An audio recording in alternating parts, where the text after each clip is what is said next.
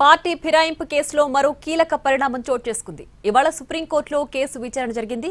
స్పీకర్కు చివరి అవకాశంగా మరో 3 వారాల గడువు ఇచ్చింది న్యాయస్థానం.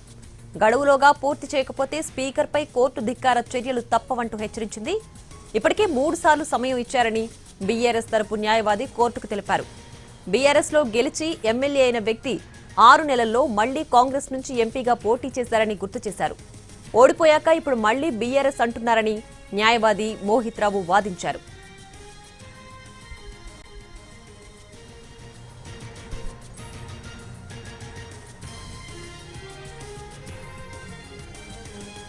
ఇంకో ఎమ్మెల్యే కూతురు ఎంపీగా కాంగ్రెస్ నుంచి పోటీ చేసింది. ఆమెతోనే ఆయన కూడా ఉన్నారని తెలిపారు. ఇప్పటి వరకు మొత్తం 8 పిటిషన్లపై జడ్జిమెంట్ ఇచ్చారు అభిషేక్ సింఘ్వి. మున్సిపల్ ఎన్నికల నేపథ్యంలో మరికొంత సమయం కోరారు స్పీకర్. దీంతో 3 వారాల గడువిచ్చింది సుప్రీంకోర్టు.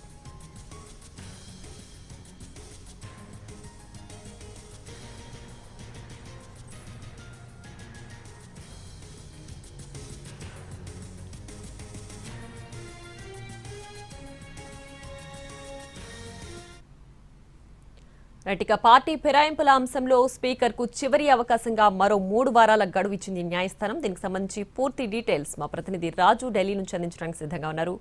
రాజు.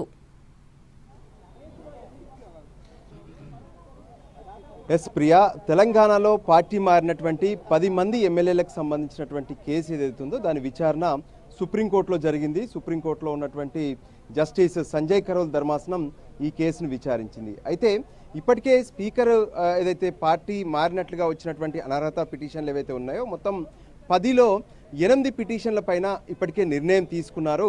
మిగిలినవి మాత్రం 2 అనేది ఇక్కడ స్పష్టంగా తెలుస్తుంది. దానం నాగేందర్ పిటిషన్తో పాటు కడియం శ్రీహర్లకు సంబంధించినటువంటి విచారణ జరగాల్సి ఉంది. అయితే గత విచారణ సందర్భంగానే అంటే 16వ తేదీ గత నెల జరిగినటువంటి విచారణ సందర్భంగా 2 వారాల్లోగా ప్రస్తుతం ఉన్నటువంటి డెవలప్మెంట్స్ మొత్తం కూడా కోర్టుకు తెలపాలని చెప్పి సుప్రీంకోర్టు స్పష్టం చేసింది. అంతేకాదు ఇప్పటి వరకు అంటే గతంలోనే ఒకసారి స్పీకర్కి అవకాశం ఇచ్చాము, సో మళ్ళీ ఆలస్యం చేయొద్దనే విషయాన్ని కూడా గతంలో స్పష్టం చేశారు. కానీ దాన్ని మరోసారి ఈరోజు మళ్ళీ విచారణకు మరికొంత సమయం కోరడంతో అంటే ప్రస్తుతం తెలంగాణలో మున్సిపల్ ఎన్నికలు జరుగుతున్నాయి. వీటి నేపథ్యంలో మరో 3 వారాల గడువు కావాలని చెప్పి స్పీకర్ తరపున సీనియర్ కౌన్సిల్ అభిషేక్ మన్సింఘ్వి వాదనలు వినిపించారు. అయితే బీఆర్ఎస్ పార్టీ తరపున వాదనలు వినిపించినటువంటి మోహిత్ రావు మాత్రం సార్ ఇప్పటికే 3 సార్లు గడువు పెంచుతూ వచ్చారు, సో సుప్రీంకోర్టు ఇచ్చినటువంటి ఆదేశాలను స్పీకర్ పాటించడం లేదు, పైగా దాన్ని ట్విస్ట్ చేస్తున్నారు. మరోవైపు గత విచారణ తర్వాత ఇప్పటి వరకు ఆయన చేసింది ఒక జడ్జిమెంట్ మాత్రమే, సో కావాలని దీన్ని మరింత ఆలస్యం చేస్తూ వస్తున్నారనే విషయాన్ని కూడా మోహిత్ రావు వాదనలు వినిపించారు. అంతేకాదు ప్రస్తుతం పెండింగ్లో ఉన్నటువంటి 2 గురించి కూడా ప్రస్తావించారు. అంటే దానం నాగేందర్ మొదట బీఆర్ఎస్ పార్టీలో గెలిచి ఆ తర్వాత 6 నెలల్లో కాంగ్రెస్ పార్టీ నుంచి ఎంపీగా కూడా పోటీ చేశారు. సో ఎంపీగా పోటీ చేసి ఓడిపోయిన తర్వాత మళ్ళీ ఇప్పుడు ఎమ్మెల్యేగా బీఆర్ఎస్లో ఉన్నానని చెప్పి ఆయన చెప్తున్నారు.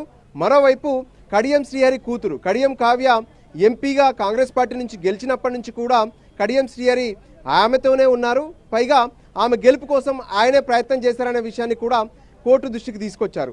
అయితే ప్రస్తుతం ఏ విధంగానైతే స్పీకర్ తరపున అటు మరికొంత సమయం కావాలని అడగడంతో ఈ సమయం కూడా ఇవ్వొద్దని చెప్పి బీఆర్ఎస్ కౌన్సిల్ అడ్డుపడడంతో లేదు ఈసారి ఇచ్చేటటువంటి సమయం తర్వాత పూర్తి కాకపోతే అంటే ఖచ్చితంగా స్పీకర్ ఇప్పటి వరకు ఏ విధంగానైతే కొంత డెవలప్మెంట్ చూపించారు, సో దానికి అనుగుణంగా మిగతా 2 విషయంలో కూడా త్వరలోనే పాజిటివ్గా నిర్ణయం తీసుకునే అవకాశం ఉంది.